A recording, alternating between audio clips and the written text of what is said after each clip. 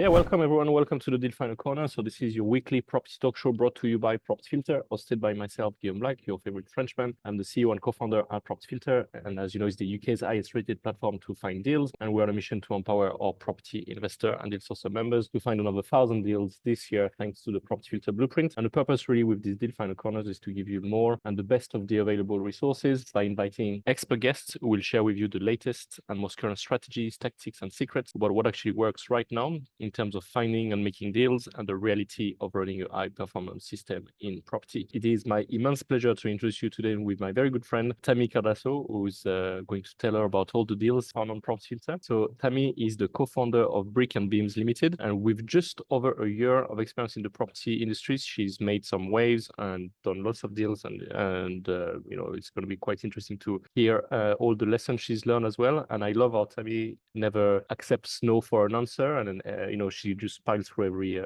any setbacks and things like that. She's got really the best attitude for this game, and she's doing really well at it, so she's really awesome. Before property, she worked 8 years in a FTSE 100 company, and she used to do some things around food safety and quality. And now, with her passion of embracing challenges, it really led her to this new role and venture, and I'm really exciting for her and what she's doing and smashing things in property.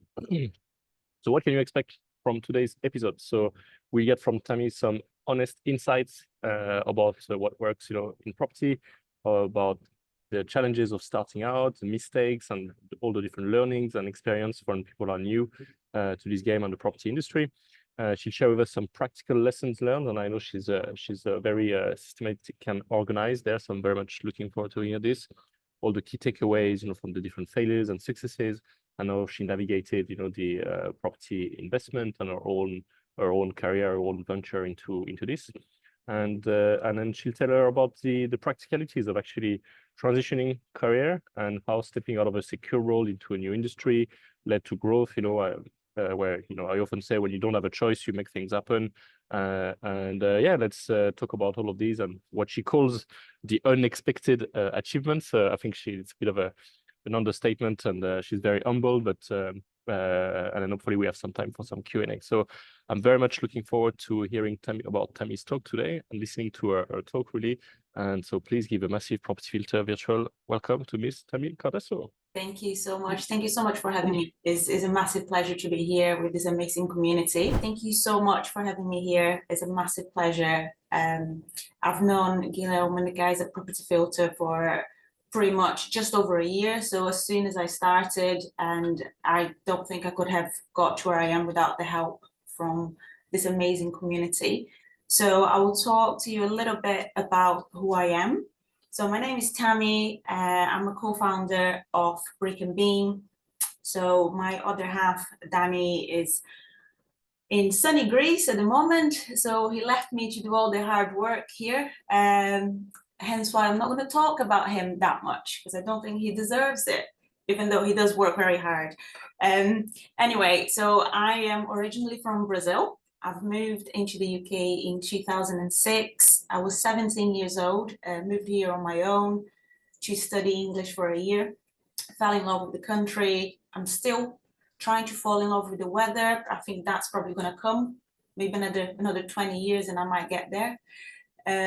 So I moved to London, worked as all sorts of things, cleaner, waitress, restaurant host, nanny, all to save money to go to university in the UK. Managed to do this within 6 years. So I studied biomedical sciences in Leeds. It was a very difficult time for me. My English wasn't very good at the time, so I had to record all of my lessons in a dictaphone and go back to my dorm room and listen to it all to be able to make notes and do well in my exams, which I'm very proud of what I've achieved in that course. So I graduated top 5 of my class, and I applied for a graduate scheme with Morrison's. So I come from a farming background in Brazil. I've always been very passionate about food and decided to go into the food industry. So the Morrison's graduate scheme was also very difficult. It took 6 months for the whole process of interviews and assessment centers. there were 30,000 applicants and they picked 8 in the end. So I'm very, very proud of that achievement. I'm a massive believer, which I'll probably mention this throughout the presentation. If you look at your end goal and if you structure your end goal, you will get there. It might take a little bit longer. Everyone is different, but I'm a massive believer in that. And I've always worked really hard for what I wanted to achieve, which I think is helping me a lot in property. So I've stayed in the food industry with Morrisons for 8 years. Got to a point where I kind of reached the ceiling in terms of how much I could earn. Not so much in terms of learning, but the earning aspect, the money, got to a point that I wasn't going to be able to make much more. So I was working in very big projects for people that didn't even know who I was. And it just felt, it felt a little bit sad because I've worked so hard in my whole life, since I was 17 in this country. And I wanted a little bit of recognition, and there's nothing wrong with that, guys. You know, there's nothing wrong with a little bit of recognition. My main motivator is achieving a goal that I've set and I've worked hard for, and that motivates me to do something else and achieve another goal. And it's like a conveyor belt for me in terms of achieving things and growing and looking always at my future self and where I want to get to. So after 8 years in the food industry, I decided that I wanted to apply all of those learnings to things that would benefit me in terms of not having a ceiling, working hard and getting the benefit of it at the end, and then working harder and getting the benefit of working harder at the end.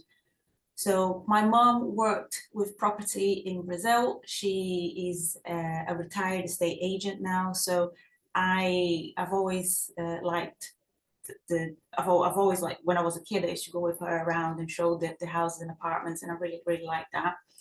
As probably many of you, I am a massive fan of Homes Under the Hammer. So I think that gave me a little bit of inspiration of what I could do. Even though it's an amazing program, it never shows you the full truth. And I've learned that the hard way. So I decided to start working in property. I would not advise this to anybody, but I did it. I don't regret it, but I left my job in March 2023, sold my car, put together all my savings, rented my house, and thought, I need to make a change. So the way I work is I never grow within my comfort zone, and I've learned that over the years. So in order for me to grow, I really need to push myself outside of that comfort zone.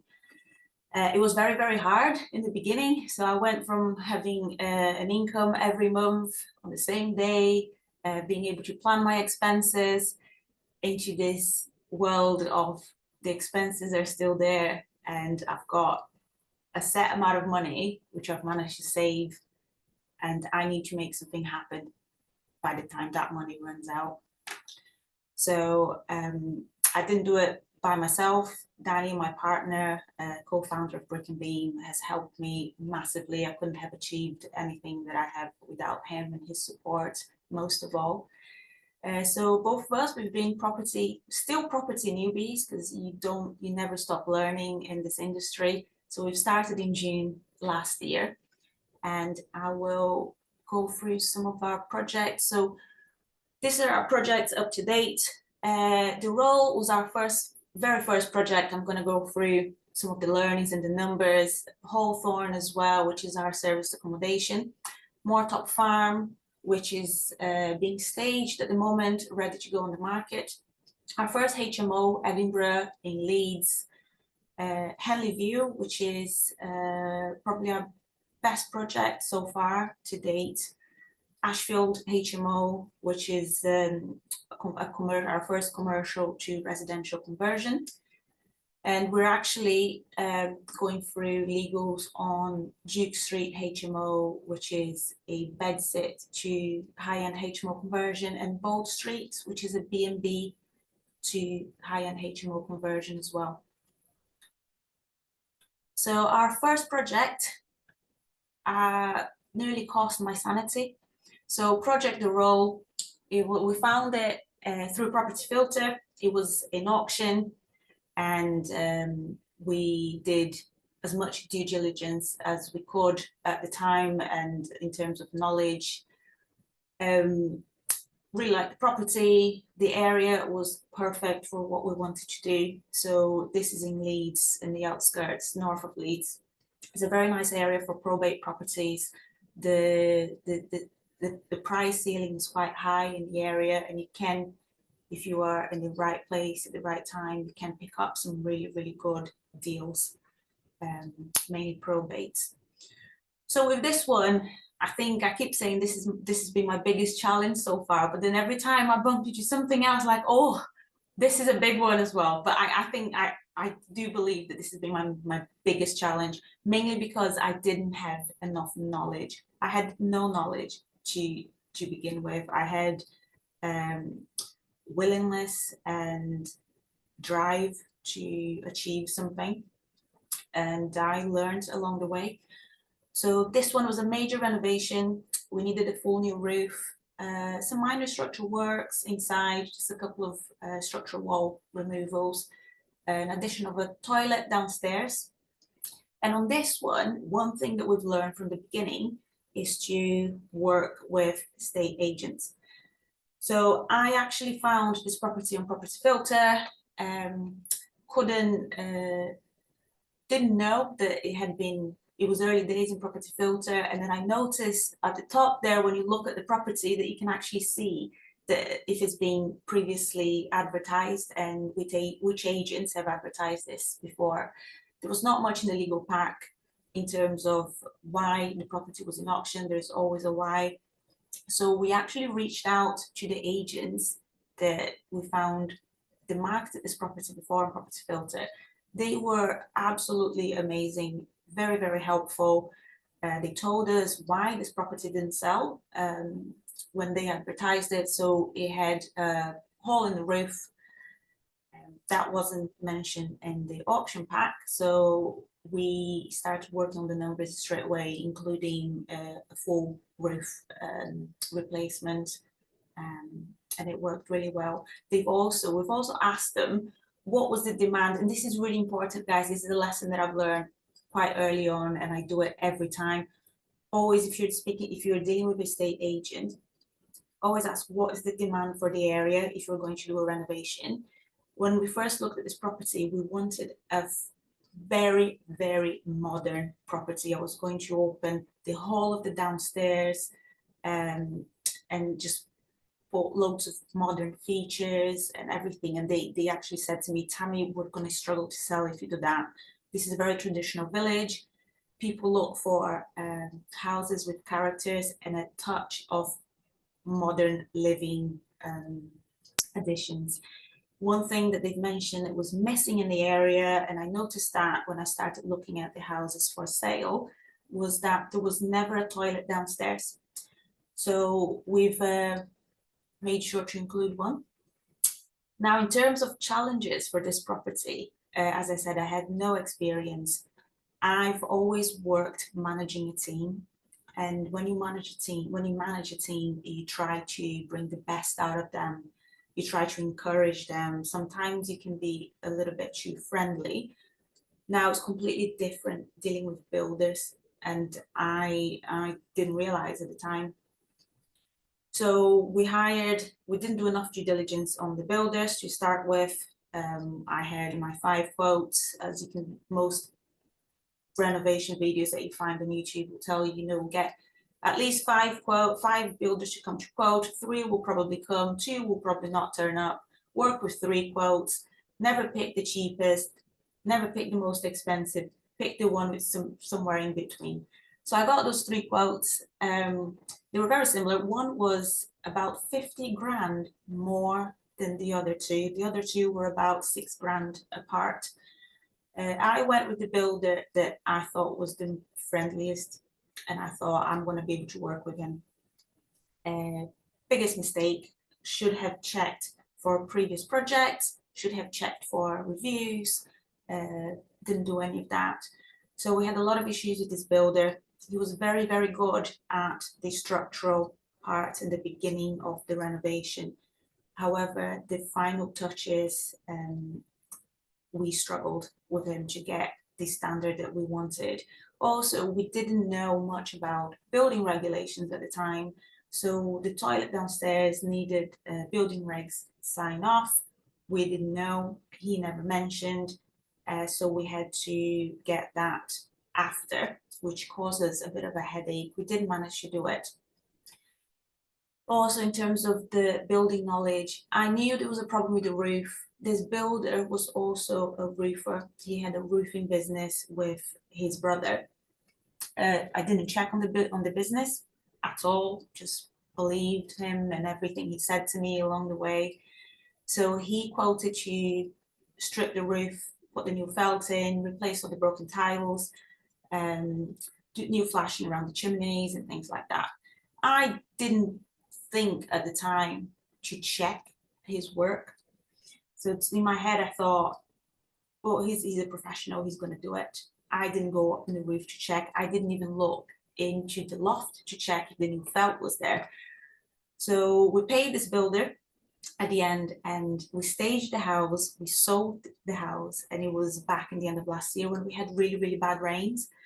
Came to visit the house one day because I was doing a viewing nearby and noticed that we had damp coming through the ceiling.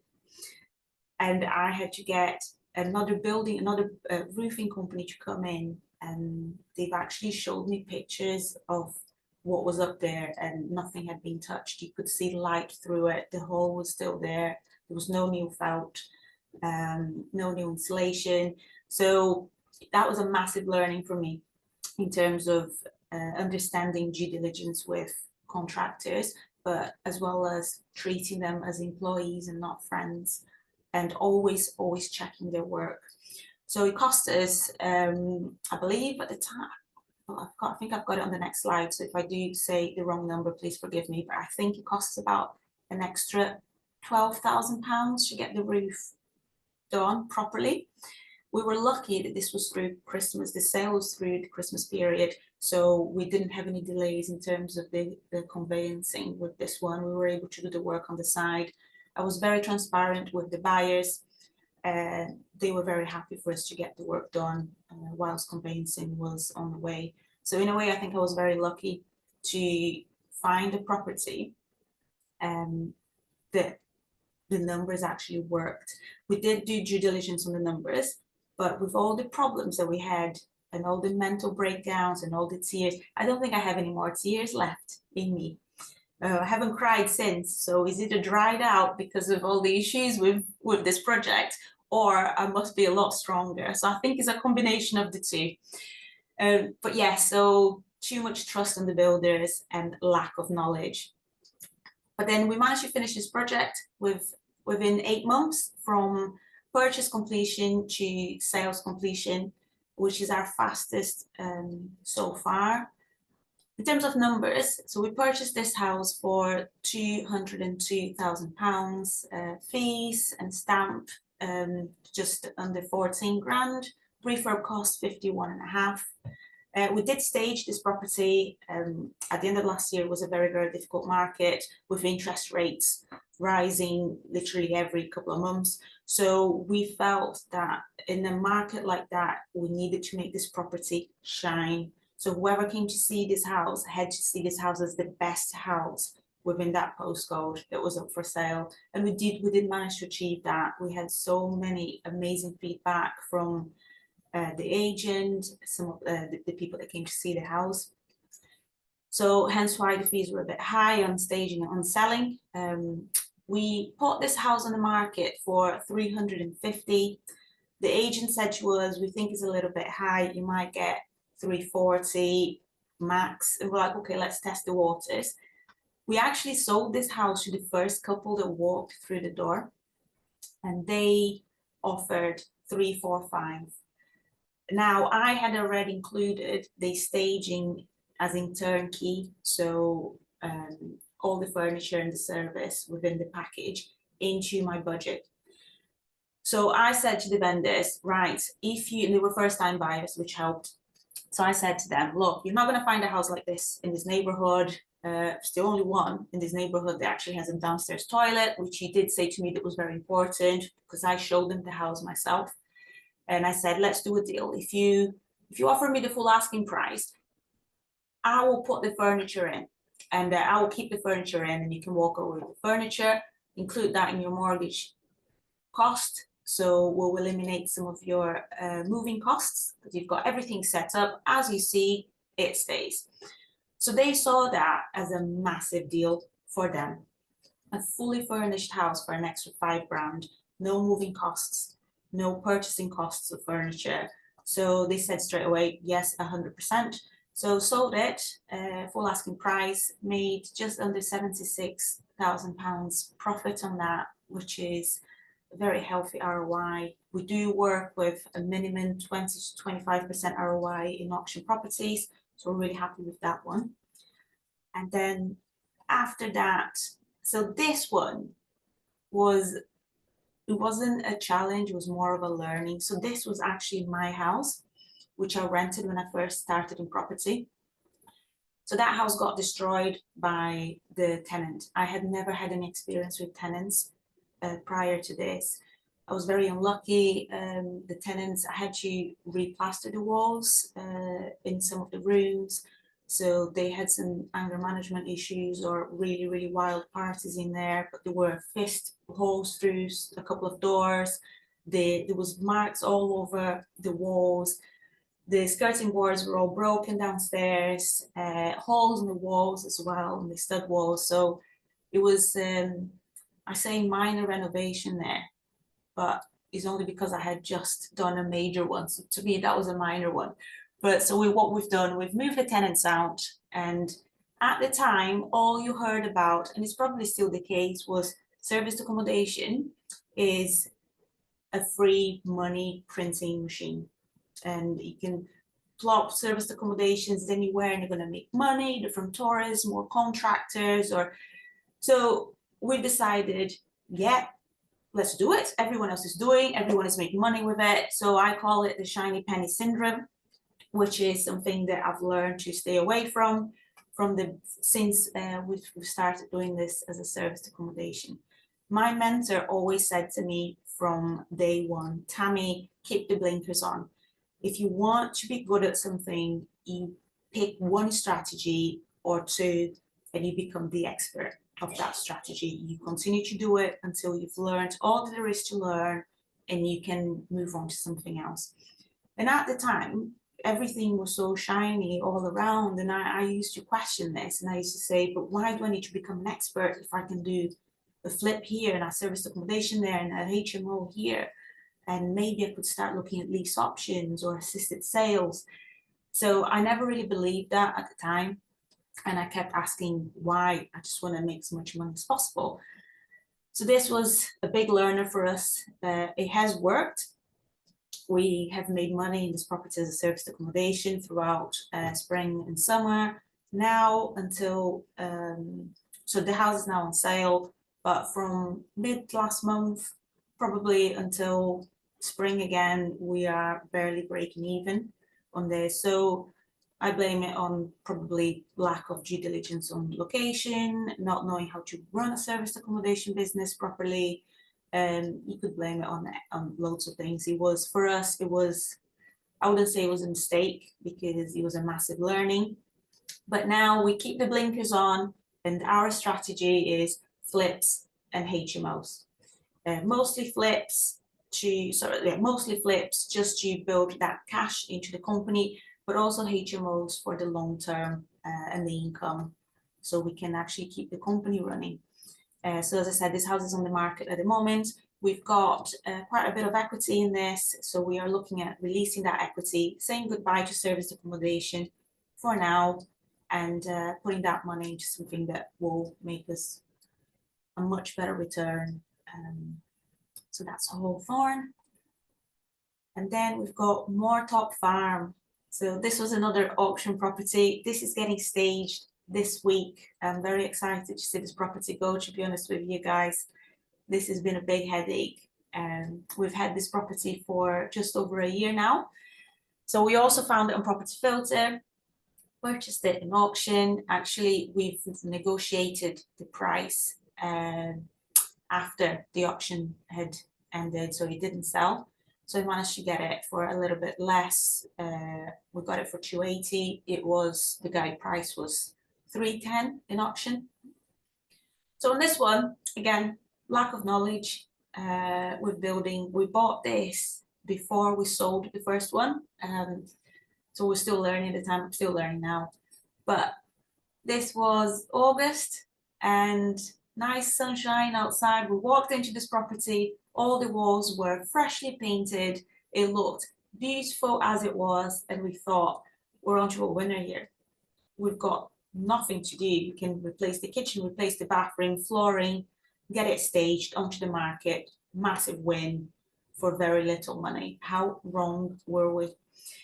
So since then, we've learned that the fresh paint was there to mask the massive damp issue that was coming through pretty much all the walls in this property. It's a 300-year-old house, the first house in that area, and the previous owners made the mistake of rendering the outside. Now, I didn't know at the time, I know now, this house, because of the weather shield render outside, could not breathe. So the water that was actually coming through, issues with the roof, was coming in and they had nowhere to go. The house was empty. So it started coming through the walls. Now, if you can see on the picture on the top right, every wall was like that. So you had this little bits of water coming through all around there. This is it after we painted. You can't see on here, but all of that wall was full of damp. Down here as well, along the chimney, it was covered in damp. This wall was bad as well. So what we did, we had to strip all the plaster of the wall, put a full damp course treatment in.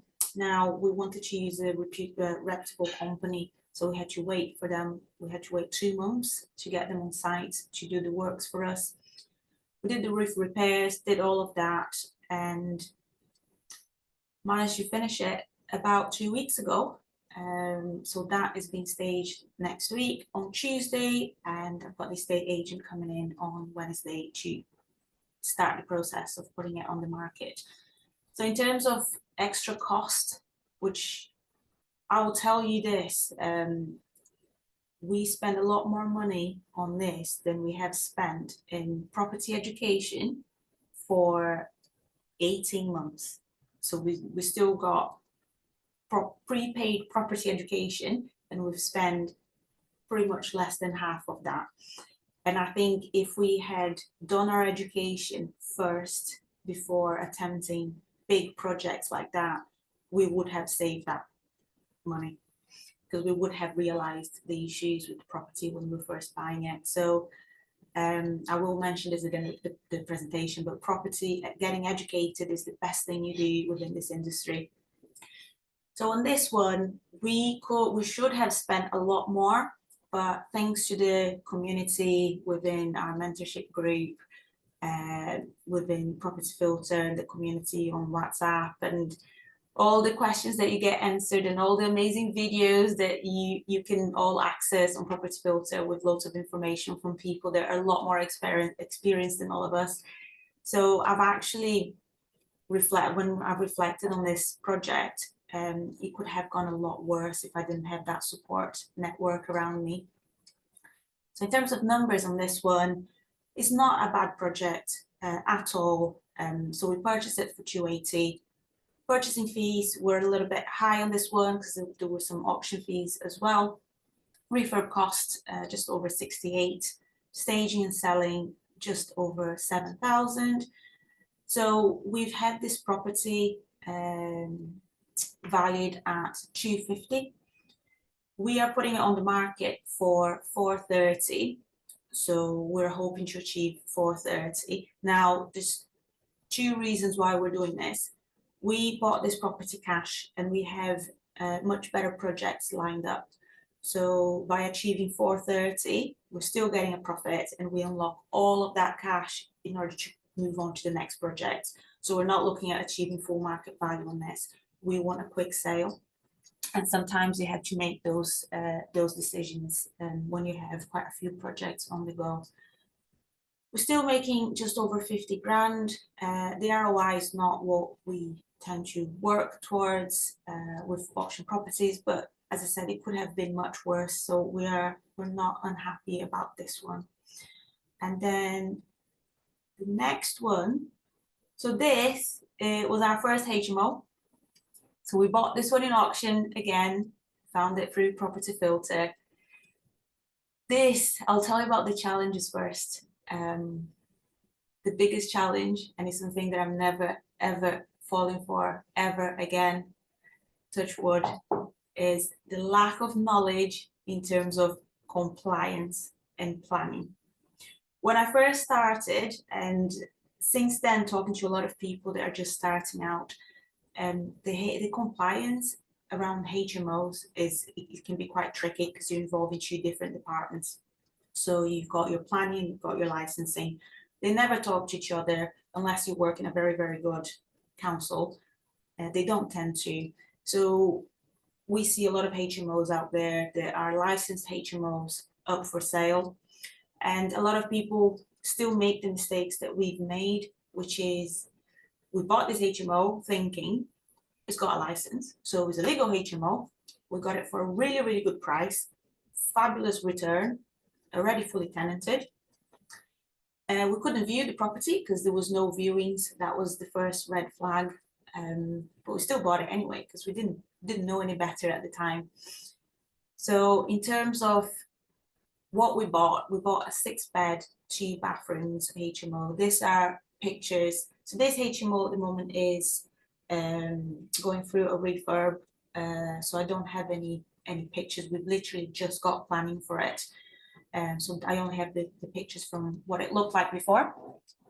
So it's very tired, as you can see, 6 beds, 2 baths, very low rents, but still making a good return. Our goal was to buy it cash and refinance it so we can get the money out. We failed miserably because you can't refinance an illegal HMO. And I'm being very honest here with you guys. Yeah, we did buy an illegal HMO, and I could say early days, but it's only been a year since we started. So what we've done with it, we didn't want to let this property go. We've got advice to throw it back in auction. Someone will buy it. Someone will make the same mistakes that you have. But instead, we saw a massive potential with this one. So I picked up the endless policies of Leeds City Council, studied them all, got a planning consultant on board, did floor plans, looked at literally everything that they could pick on it in terms of not being able to give us planning permission, worked around all of those issues, put in a planning permission that to me was bulletproof based on all the learnings I went through with all the policies and everything. So this planning permission was in 5 weeks ago, five and a half weeks ago. That's when we put planning permission in. And we've just got full planning. I didn't realize that planning could be so quick, but I guess I didn't really give them much of a choice. I think I kept receiving notifications like, oh, it's gone through highways. Yeah, no issues. It's gone through environmental, no issues, but only because I had already gone through all of those checks about 5 times to make sure that they would not find anything to complain about when this hit their desks. So I got full planning for 7 bedrooms, 6 bathrooms by converting the basement. So Leeds is very big on outlook, so we're having to build a light well and door and staircase outside, which luckily we have space for. So this, in terms of numbers, so as I said, we just got planning. We've done all of this work with our builders, and we purchased it for 194. Fees 20, refurb costs. It's going to cost us with a 15% contingency, just over £121,000. In terms of compliance, we'll have to get a new license. and refinancing fees just over 5,000. The gross income for this property, and we did a lot of research on this. This is fully managed by a very, very good company in Leeds. So we did all of this research with them and another HMO management company as well to make sure that we could achieve those rents in that area. So we'll get just over £52,000 a year with a net of just over £1,500. Now, this will be a no money out deal, and that's based on the lowest possible commercial valuation that we can get. We tend to work on the worst case, in the worst case scenario basis for everything we do. So that will be no cash left in. We might still get some change of just over 36 grand if we want to, but we'll leave that in. And we will also build just under 160 grand worth of equity in that property by turning it into a sui generis HMO. So fingers crossed on this one, but we do have a contingency in there. So if something goes wrong with builders again, I think we've got a bit of a safety net to still reach those numbers in the end. So the next one, this one is, can I have a show of hands, guys? Is anyone that is here today going to the property filter intensive on the weekend? Yeah, so I will be talking to you about this one there on my Q&A. So this deal came to me, I found it on Property Filter. The asking price at the time, and this is going back about 8 months ago now, when I first offered on it, was 260. No, it was 310, but that was an overvaluation from an agent that tends to do it. I've worked with him before, tends to overvalue everything. So the market value for the property was actually 260. So we offered 260. It needed a lot of work done, beautiful, beautiful stone cottage, another probate. And they said no.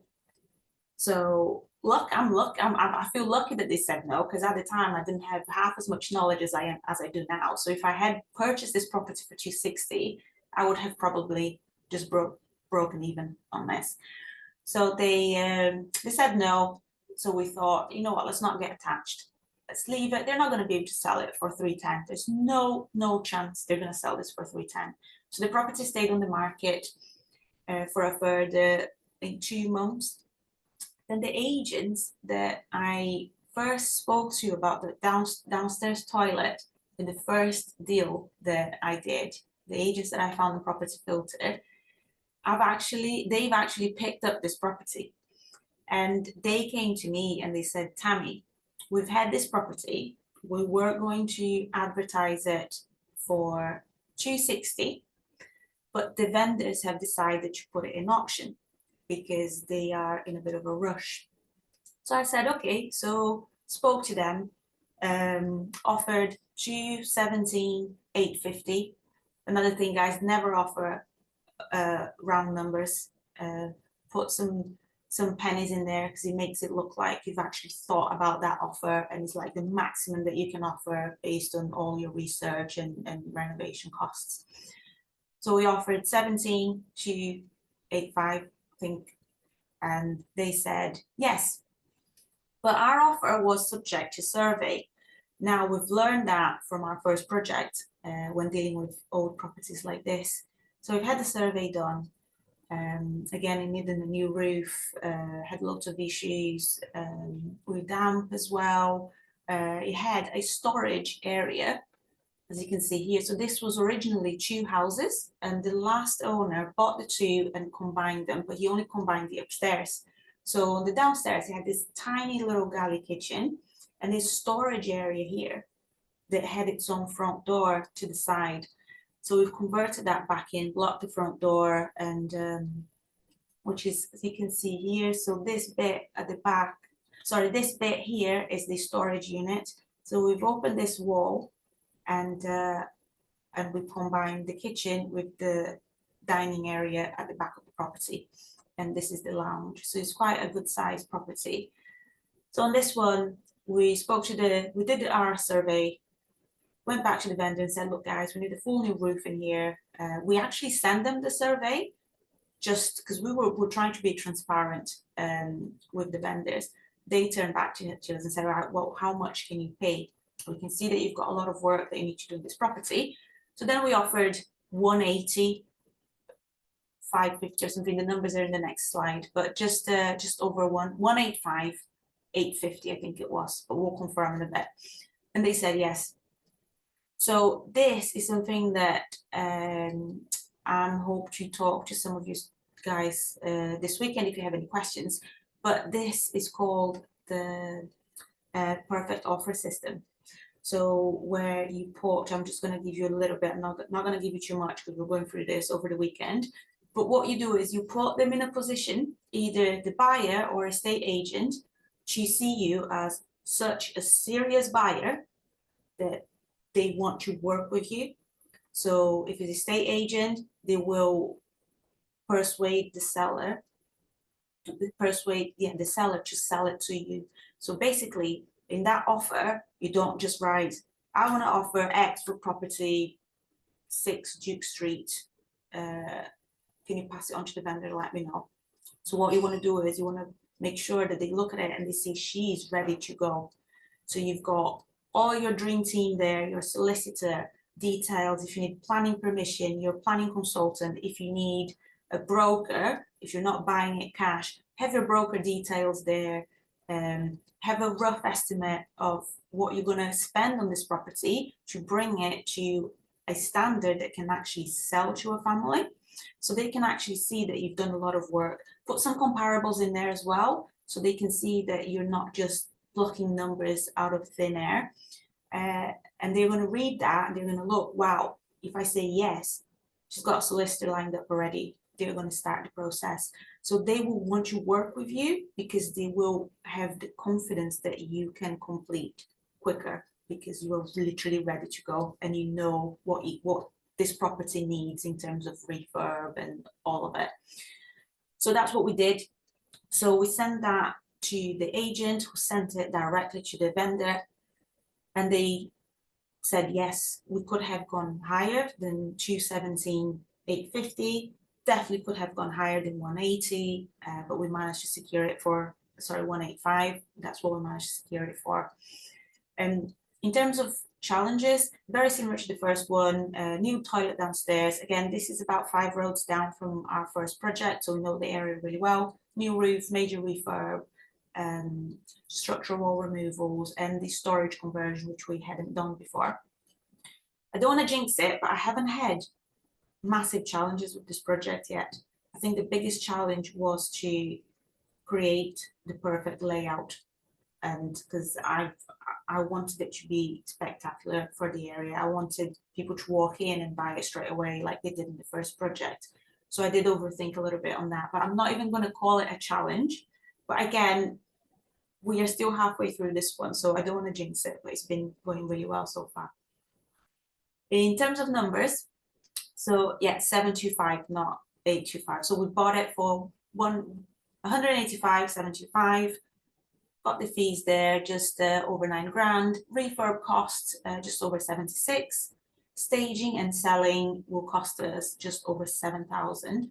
So this property, we've actually spoken to the agent and they said that the minimum that we would accept in this property is 360.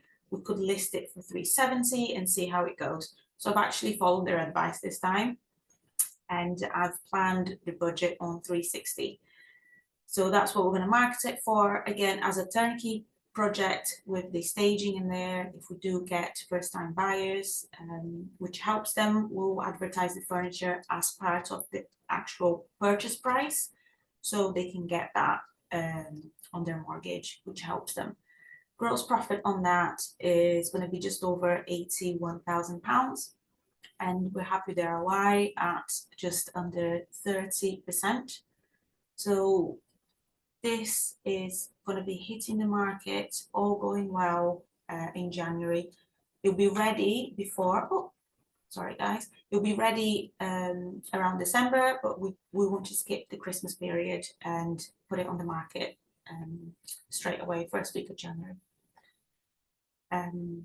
So we got a taste for HMOs doing Edinburgh.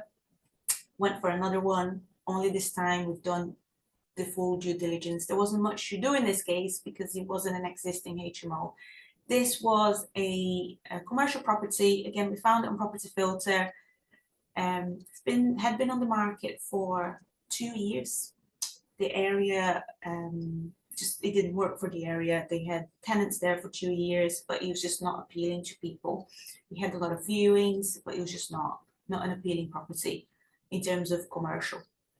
We looked at it, we saw the potential for a HMO straight away, did our due diligence. This is not an Article 4, so it's a much easier planning process, which is actually in already, so the planning is in. So we're going for a 7 beds, 7 bathrooms, 9 people, sui generis HMO, full batch brick refurb. We're going to strip everything back and pretty much build it all again inside. Biggest challenges on this one, we hadn't borrowed money or done a bridging loan prior to this. We've done mortgage, but not a bridging loan. So we did a bridging loan because we agreed with the seller a very low price. So we got about 30 grand discount from 40 grand discount on the asking price because we were going to complete quick. So the plan from the beginning was to get bridging finance because the numbers did work for us in the end. The only problem we had was that our first bridging finance, for some bizarre reason, I mean, we have an amazing broker that helped us cross this, get it across the line.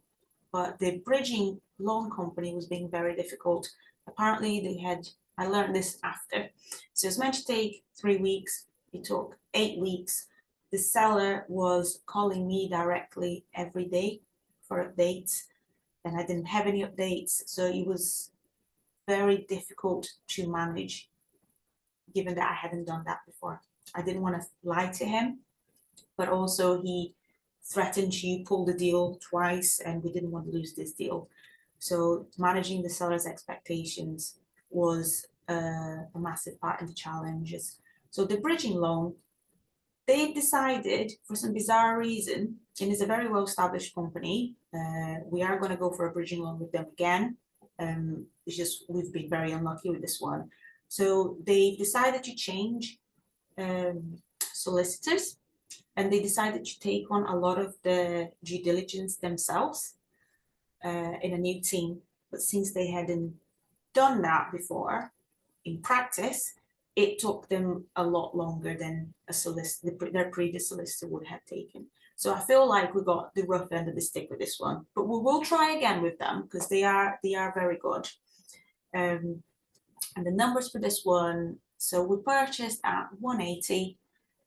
Purchasing fees, just over 17 grand. The refurb is a big one. It's going to be just over £190,000. We are getting development finance for this. Compliance and refinancing fees, very similar to the previous one, just under £5,500. So the gross yearly income will be just under 60,000 with a net of just over £1,700 a month.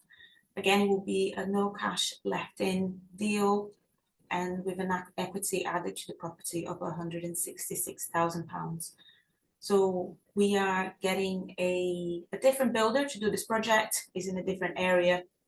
We are trying to place our HMOs around where we live, because I want to manage them initially to learn, and then get someone part-time within the business to manage all of our HMOs for us in the coming years. So we are using a brand new team. Because of that, we've actually put a 20% contingency on the refurb cost in there. You never know. So the numbers might look much better than this, but hopefully they won't look much worse with the good contingency that we have in there. Right, so that went quick, guys. So those are the projects that we have completed and are in the process of completing. So in terms of just a few lessons that Daniel and I have learned in the past 12 months, is surround yourself with people that are at least 10 to 20 steps ahead of you. and that is within a community, Facebook groups, within a mentorship mentorship program, excuse me, or a community like the Property Filter community. This industry is so big and it fits everyone. There's room for everybody. And the one thing that I've learned so far is that people that are succeeding in this industry are more than happy and willing to help anyone that is starting out or struggling for whatever reason. So yeah, guys, just surround yourself with people that are actually going to add something to your journey. Do your due diligence. I don't believe that you can ever do enough due diligence. I'm not the due diligence person within this duo. Danny, my partner, he's the one with the 3 computer screens, the king of the spreadsheets, and he will compare loads of different things, and he will look at all the comparables, he will look at all the potential exits, and he's like insane. So I'm very lucky to have him. I take over from the moment that he says, I think we have a deal here in terms of the due diligence on the actual property. And then I look at what potential exits we have from the ones that he's already pointed out to me, as he likes to do it all the time. And then I do our building work. So what's it going to cost us? How long is it going to take? What compliance do we need? And things like that. I do all the layout. I do the layouts with the architect. So I work very closely. We work with 2 architects, very, very closely with them to get the property just the way we've envisioned it. And I do the managing the contractors. I pick all the colors and the soft furnishings, which is the best part. Tiles, the kitchens, the bathrooms is the highlight of my day when I get to do that. And then I sell it as well. I do like, especially on flips, I love to show those houses myself. So I tend to do open days, even if I'm working with a estate agent, because I know what that house has gone through in terms of renovation process. And I make sure to sell it to the person that is seeing it, and tell them all the good things about the property that sometimes agents don't really have the time to learn. And sometimes they don't have the willingness to do, but I like to think that they don't have the time to learn. But anyway, know your numbers as well. So refurb costs can sink a project. I've seen it happening many, many times. Luckily, because we work on a worst case scenario, we've been okay. But I'm not saying that it's never going to happen to us. So know your numbers, what things cost. Either from quotes. When I first started, I was looking on Check a Trade and companies like that to see how much does fitting a window cost and things like that. So you start somewhere. Now I have a mentor, a second mentor that helps me do all the building costs for all of my projects. So I'm very fortunate to have that help, and I've learned a lot with the past projects as well. Schedule of works and be on site as much as possible. From experience, and you might have different experiences to me, do not trust that the builders have understood what you've said. So have it in writing, have a schedule of works. This is what needs happening. This is the size of the door that I want. Skirting boards, this is how high the skirting board needs to go on the wall. So things like that. Have all of that written down, because at least the builders that I've worked with, I haven't seen one walking around site with a notepad taking notes on the things that I was pointing out. So have that ready to go, give it to them, go through it. So at least you have a sort of light written contract of what you guys have agreed to. Follow it up by sending it by email. Do you agree with the following points? This is for a very light refurb. If you're doing a bigger project, then you might consider to use a better form of contract. So yeah, be on site as often as possible is the only way to pick up mistakes before they become too big and too expensive to correct. That's happened to me before.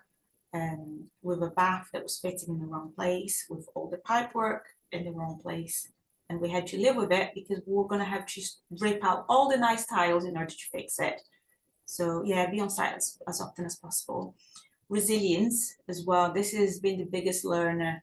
When I worked in the corporate industry, managing teams, managing massive projects, I thought that resilience was my last name, and it definitely wasn't. I believe that since joining the industry, the property industry circle, I have learned to be more resilient than I thought I was, if that makes any sense. I thought I was very strong. I had a good team. I was delivering big projects. And to me, it was like, I'm on the top of my game.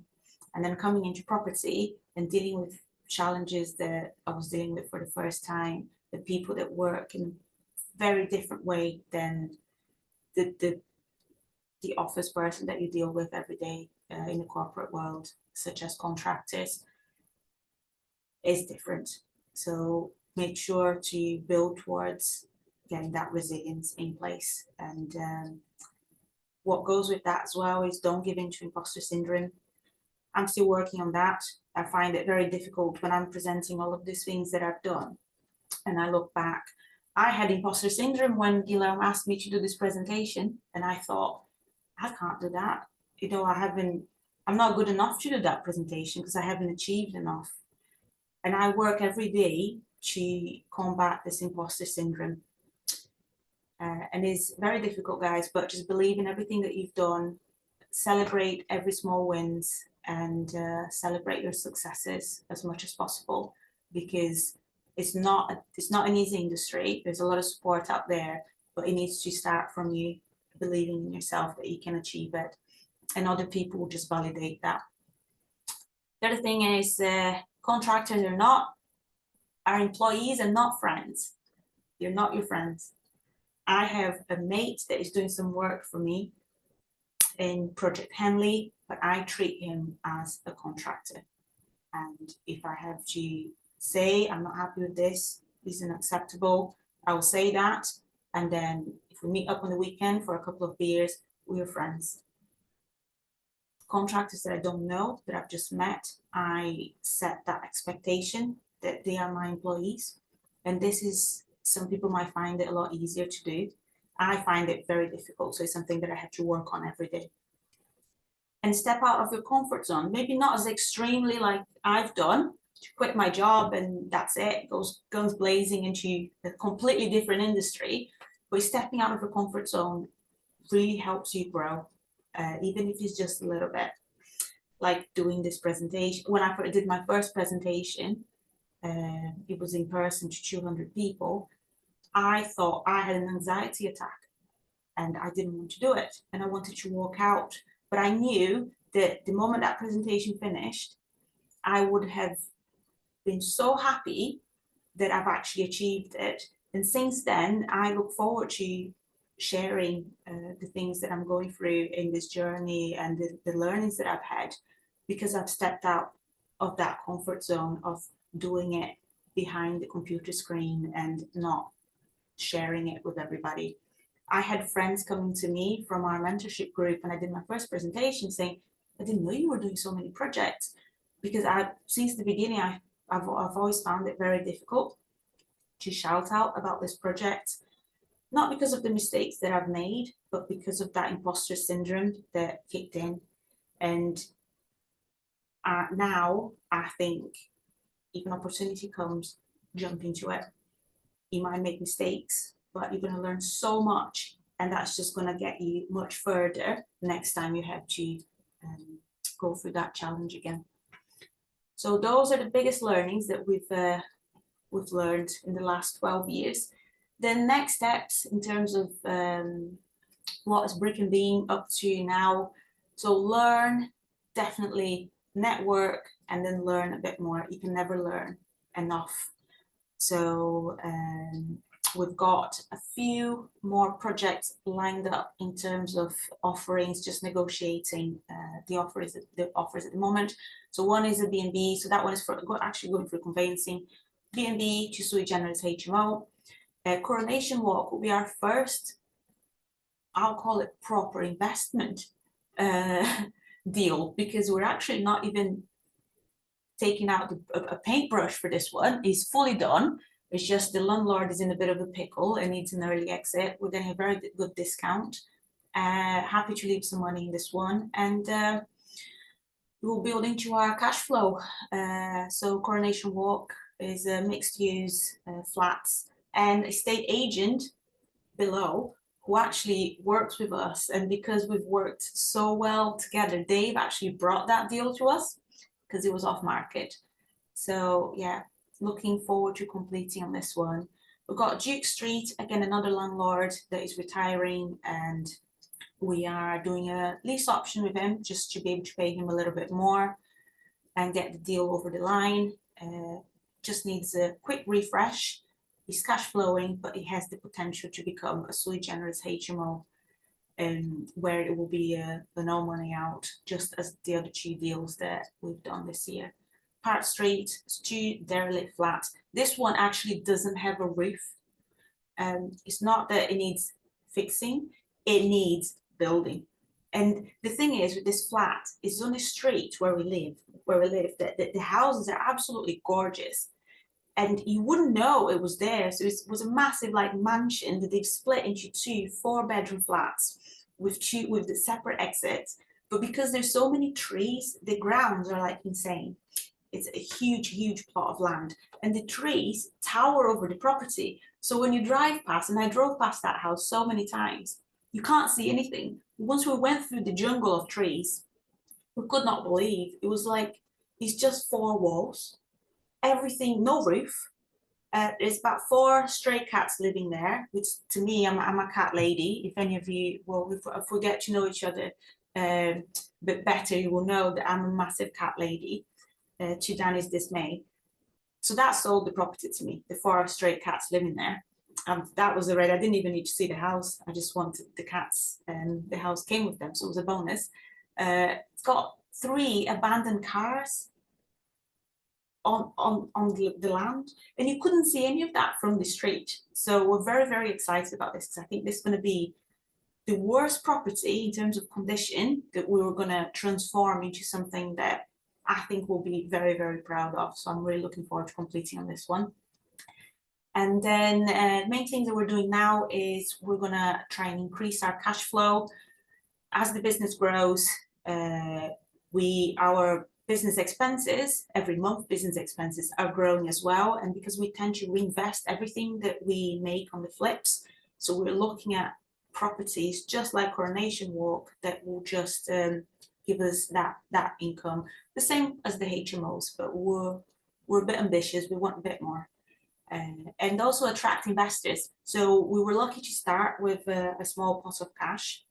We've been recycling it since, but we have so many deals at the moment that we want to do. So we don't source, we source for ourselves. We don't source to sell deals. That might have to come, because we're running out of money to do all of these deals. So I might have to start selling deals out to you guys or investors out there.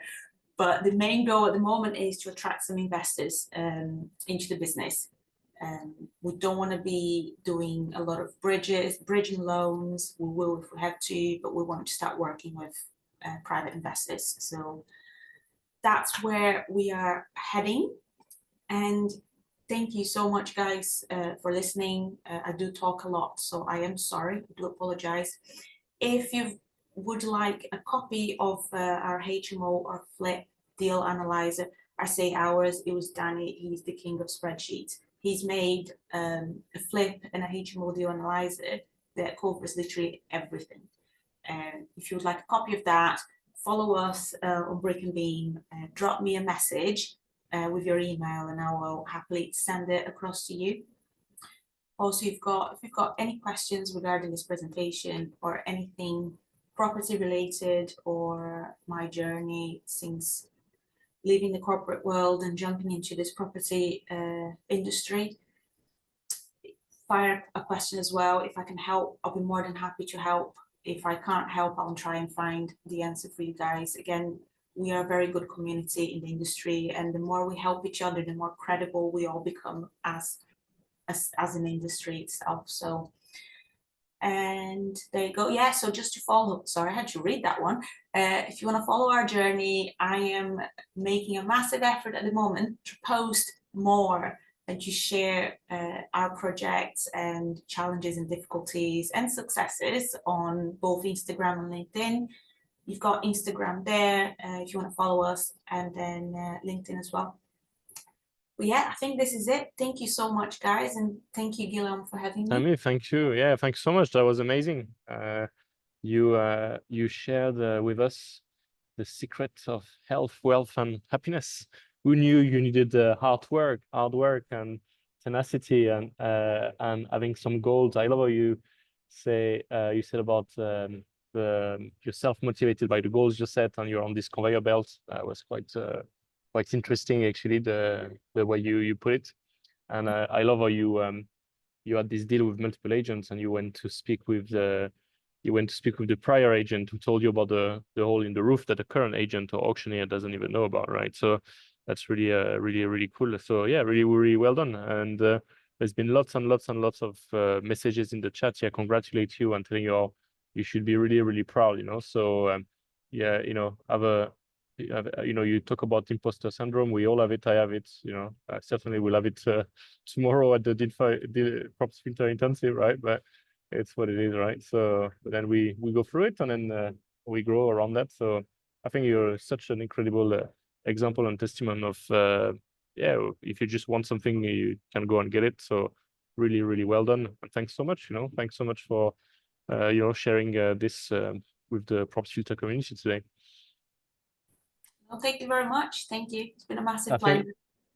Yeah, it's really interesting sometimes because there's people like you who are just plowing along, just doing their deals and things like that we never hear about. And then once in a while, it's like, oh, I've done another 2, I've done another 3, I've got 4 more on the go, right? So yeah, really well done.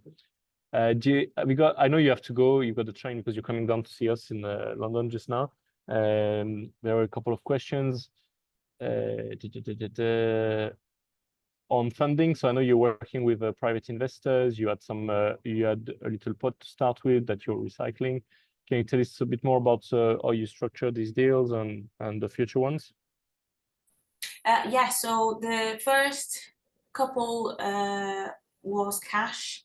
So what we've done is, we say we've done it with cash, but we've actually done it with cash from people around us. Yeah, you borrowed money from private investors to pay cash, yeah. Yes, yeah. So we had a little bit of cash to start with. Danny had a little bit of cash, so we joined it. We brought family into it. So we started the business with cash, but it wasn't not the majority of it wasn't our cash. Since then, we've done bridging, bridging finance. We've got a mortgage as well in one of the properties. The HMOs will be done. Purchase has been cash. The refurbishment will be development finance. Sorry, one's been bridge, one's been cash. The refurbishment will be development finance, and then we're going to get a mortgage on it and refinance the property. Yeah, I mean, when you make 25% profits on the flip, you can afford to borrow at 5, 6, 8% from people around you, right? That's it. That's why I think for us the most important thing is not to do many deals, but it's to do the right deals. Because if we find a deal that we can negotiate where we have so much room to play with, then we'll put finance in there, we'll do it as quick as possible, we'll move on to the next one. Yeah, that's awesome. Again, lots and lots of really good feedback. And someone had a question. I think Nicola had a question about the furniture. Well, do you buy the furniture? Do you get it all packed as one order, or do you shop on Amazon one by one, or do you go and like, how do you do, right? So I don't do any of that, actually. I can't take any credit for that. I work with a property stager.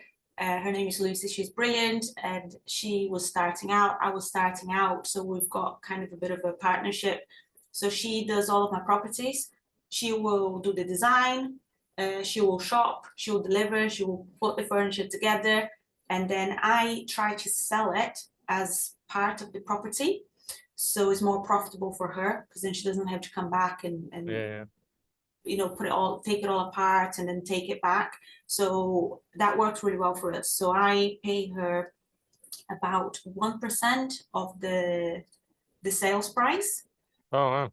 Yeah, and for us, even if the market improves, we've had so much success with staging properties, and the feedback from both the agents and the people viewing the properties, it sells much faster. I don't have the figures here, but you know, if you Google or ask ChatGPT, you know, how much faster a house will sell if it's staged. It will tell you whatever you want to hear. You have to be careful, right?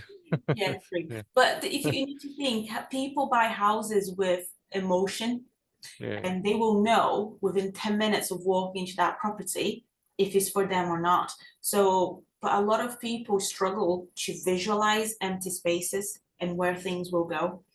So if you do that for them and you make it look luxury, beautiful, they will walk in there and you're not just selling a house, you're selling a lifestyle. And it's like it's an emotional connection between the prospective buyer and the house, and that's what you want to make sure that everything is in place for it to happen.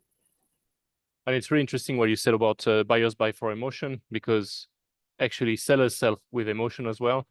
So, which is a very nice segue into this perfect offer you mentioned, and then we're going to do a bit of a case study around you and the whole concept. Over the next few days down in London. So I know quite a few of you guys. I can recognize the faces and the names joining us tomorrow and Saturday. Very much looking forward to see you all.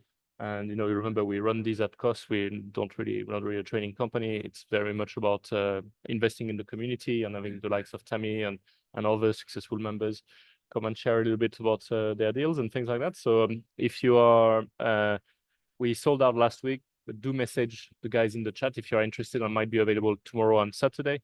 I think there's a couple of VIP tickets that have come available. So do message them in the chat, and then if you can make it, all the best. But if not, you know, no worries at all. Yeah, Tammy, thank you so much, and thank you everyone for joining us. Do you have any sort of closing sentiment for today? Do you have any sort of closing sentiment? You know, like to share? Oh, sorry, is that for me? I thought it was for yeah. Sorry, that was for you. Yeah. No, I think I've shared loads of closing sentiments. Yes, you did. This presentation, but I think the biggest thing is try and get educated, guys. It's the best thing you do, and this industry is so hard, but it's so rewarding. And always remember that there's always someone willing to help, and there's no stupid questions. So reach out to anybody that is doing anything in this industry, and I am surprised if they don't get back to you with some advice. So don't think that you are alone. This can be a very lonely industry, but we've got such an amazing supporting network of people around us. So yeah, just remember that when you're struggling and you're feeling like, you know, you needed 100 more hours in a day and you've got a problem that you just can't hack. Yeah, remember of everyone around you that is here to see you succeed. Yeah, ask us in the Property Filter chat. Yeah.